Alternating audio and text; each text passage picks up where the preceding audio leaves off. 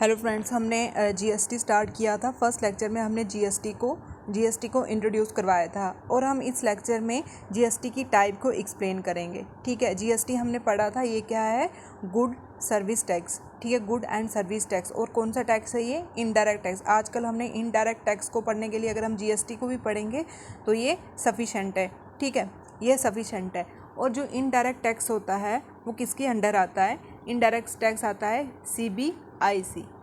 ठीक, सीबीआईसी मतलब central board indirect centre. ठीक है, इनडायरेक्ट टैक्स।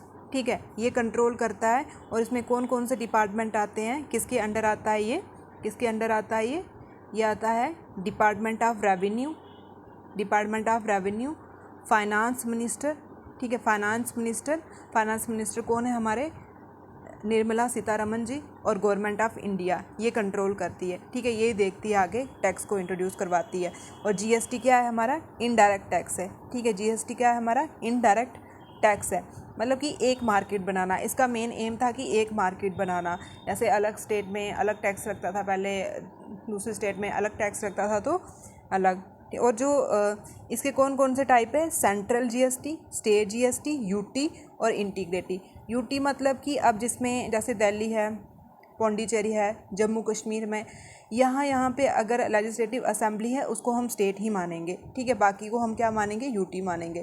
ठीक, अब हम देखते हैं जो सेंटर, पहले हम कुछ इंपॉर्टेंट पॉइंट देख लेते हैं। अब जीएसटी आने से क्या हुआ? जो कास्केडिंग इफेक्ट है, ठीक है, कास्केडिंग इफेक्ट वो कम हो गया है। कास्केडिंग इफेक्ट मतलब टैक्स ऑन टैक्स।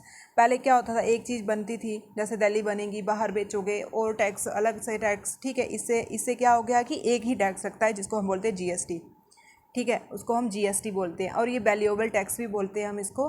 ठीक, और इसमें एक वर्ड आता है डेस्टिनेशन मतलब कि जहाँ पे सामान पहुँचा, ठीक है, जिस स्टेट में पहुंचा उधर जीएसटी लगेगा, उसी स्टेट का जीएसटी लगेगा। ठीक, अब हम पहले देखते हैं कौन सा? सेंटर और स्टेट जीएसटी। ठीक है, सेंटर और स्टेट जीएसटी, इसका क्या मतलब है? जैसे कि फॉर एग्जांपल जैसे हमने जम्मू में कोई चीज़ बनाई।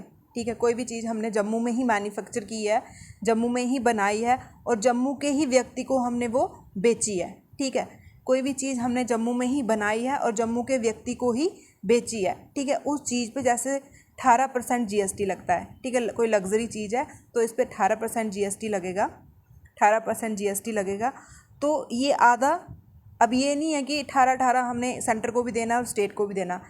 9% हम सेंटर को देंगे, सेंटर जीएसटी जाएगा, और 9% स्टेट जीएसटी जाएगा। ठीक है, 9% सेंटर में जाएगा, सेंटर गवर्नमेंट लेगी, और 9% स्टेट गवर्नमेंट लेगी उस सामान पे। ठीक है, उस सामान पे।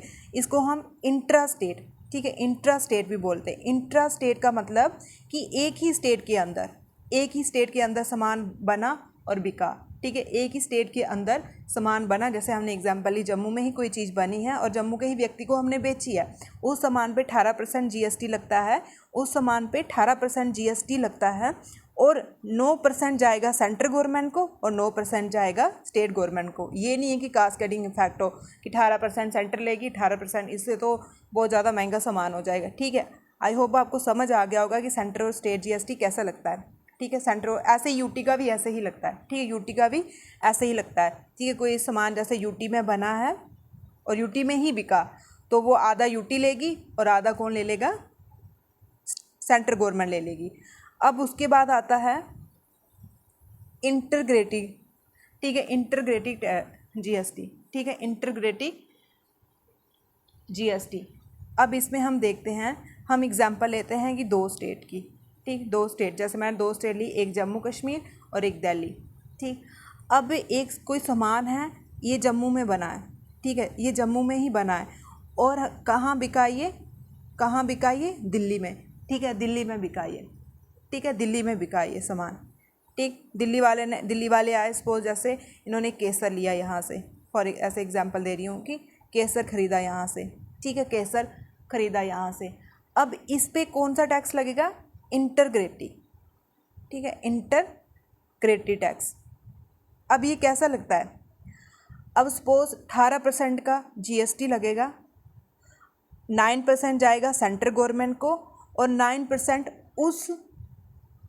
उस गवर्नमेंट को जाएगा जहाँ पे ये बिका है, जहाँ पे इसकी डेस्टिनेशन हुई है, ठीक है, जहाँ पे ये सामान पहुँचा है, ठीक है। जैसे दिल्ली में पहुँचा है तो 9% कौन देगा? दिल्ली वाले देंगे, दिल्ली वाली गवर्नमेंट को देंगे, ठीक है। टैक्स दिल्ली वाली गवर्नमेंट लेगी, स्टेट गवर्नमेंट मतलब दिल्ली वाली गवर्नमेंट लेगी, ठीक। मैं फिर से एग्जांपल देती हूँ। इंटीग्रेटिव टैक्स को हम क्या बोलते हैं? और इंटर स्टेट टैक्स भी बोलते हैं। इंटर स्टेट मतलब कि दो स्टेटों के बीच में, ठीक। जैसे हमने जम्मू से कोई चीज़ जम्मू में बनी है और जम्मू से कहाँ बिक्री हुई?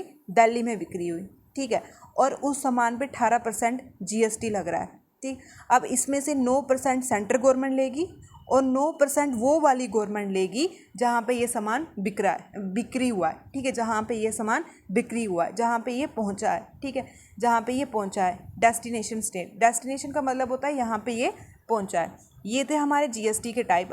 आई होप आपको समझ आ गए होंगे। सेंटर जीएसटी, स्टेट जीएसटी और इंटीग्रेटिव ऐसे भी बोल सकते हो। अगर आपको ऐसे क्वेश्चन पूछते हैं कि इंट्रा स्टेट और इंटर स्टेट कौन सा जीएसटी है, वो भी आपको समझ आना चाहिए, ठीक है। इंट्रा हो गया कि एक ही स्टेट में, ठीक है, एक ही स्टेट में सामान बना और एक ही स्टेट में उसी स्टेट में बिक्री भी हो गया, ठीक है। उधर जो टैक्स लगता है वो आधा सेंट्रल गवर्नमेंट लेगी, आधा स्टेट लेगी। और इंट्रा मतलब कि दो स्टेट में, जैसे कि हमने जम्मू से सामान बेचा कहाँ पे? दिल्ली में, तो आधा सेंट्रल गवर्नमेंट लेगी और आधा जहाँ पे बिक्री हुआ है वो वाली गवर्नमेंट, ठीक है। जैसे दिल्ली बिक्री हुआ है तो दिल्ली वाली गवर्नमेंट आधा टैक्स ले लेगी, ठीक है। आई होप ये आपको समझ आ गया होगा जीएसटी के टाइप्स, ठीक है। जीएसटी के टाइप्स ये इनडायरेक्ट टैक्स में भी आता है। अब हम नेक्स्ट लेक्चर में डायरेक्ट टैक्स को कंप्लीट करेंगे, ठीक है, कंप्लीट करेंगे डायरेक्ट टैक्स को।